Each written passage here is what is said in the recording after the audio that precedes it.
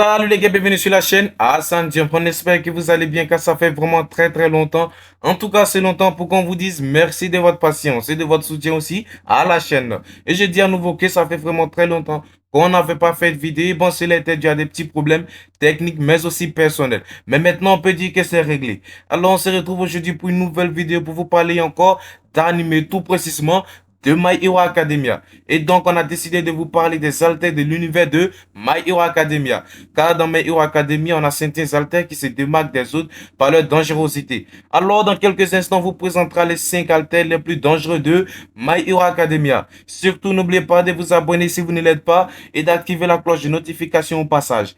De liker si vous avez aimé et de partager si ça fait plaisir. À noter aussi qu'on entend votre avis dans les commentaires. Et ceci, on vous dit, c'est parti. À la cinquième place de notre classement, nous avons l'alter de métamorphose. Cet alter n'est pas spécifiquement puissant ou utile, mais c'est la fonctionnalité de cet alter qui fait d'elle l'un des alters les plus dangereux de My Hero Academia. Car cet alter consiste à ingérer du sang et à travers ce sang, copier l'identité de la personne. Et jusqu'à récemment, il était plutôt banal, mais restait quand même dangereux. Il y a eu son éveil car l'éveil de cet alter permet à son utilisateur de, en plus de copier l'apparence d'une personne à travers son sang, mais aussi d'utiliser son alter en fonction de la quantité de sang ingéré. Et cela a fini par faire des métamorphoses, l'un des alters les plus dangereux de My Hero Academia. Et à la quatrième place de notre classement, nous avons l'alter de création de portails. Pour cet alter, c'est un peu spécial car il permet à son utilisateur de créer des portails menant tout endroit dont il a la connaissance. En plus de cela, il permet de cacher son utilisateur dans une sorte de portail, ce qui le rend quasiment insensible à toutes sortes d'attaques physiques et autres. À la troisième place de notre classement, nous avons l'alter de duplicité ou de multiplication. Cet alter consiste à créer une copie de son utilisateur et aussi de d'autres personnes ou objets dont il peut se faire une image très précise. Lui aussi était à peine dangereux jusqu'à son éveil, car l'éveil de cet alter a permis de mettre en place une technique du nom de la Sedman's Parade, qui crée des clones à l'infini et en plus de créer des clones de lui-même, il crée aussi des clones de personnes dont il a une image précise et par la même occasion d'utiliser les haltères.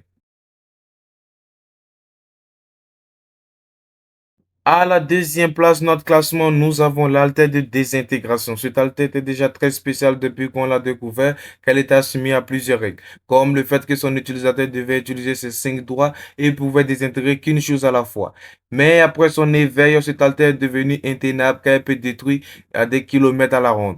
Pour faire simple, cette haltère possède une très grande puissance de feu et un très grand potentiel de destruction, voire même plus que tous les autres haltères de l'anime de My Hero Academia.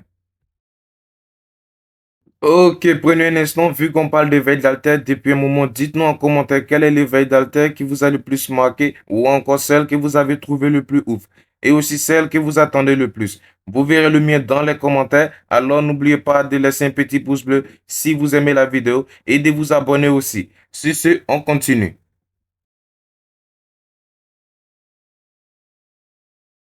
La première place de notre classement des haltères les plus dangereux de My Hero Academia, nous avons l'haltère du nom de All for One. Cet haltère permet à son utilisateur de s'emparer des haltères des autres à volonté, mais il peut les transmettre aussi à d'autres personnes.